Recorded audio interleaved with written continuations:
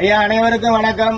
இன்றைய தினம் இந்த உணவு கொடை வழங்குறவங்க தெய்வ திரு அருண் பாஸ்கரன் அவர்களின் பிறந்த நாளை முன்னிட்டு இன்றைய தினம் இந்த உணவு கொடை வழங்குறாங்க. தெய்வ திரு அருண் பாஸ்கரன் அவர்களின் ஆன்மா சாந்தி அடைய வள்ளல் பெருமானை வேண்டிக் கொண்டு இந்த குடும்பத்தார் வாழ்க்கையில் எல்லா நலங்களையும் எல்லா வளங்களையும் பெற்று பேரும் புகழும் பெற்று சீரோடு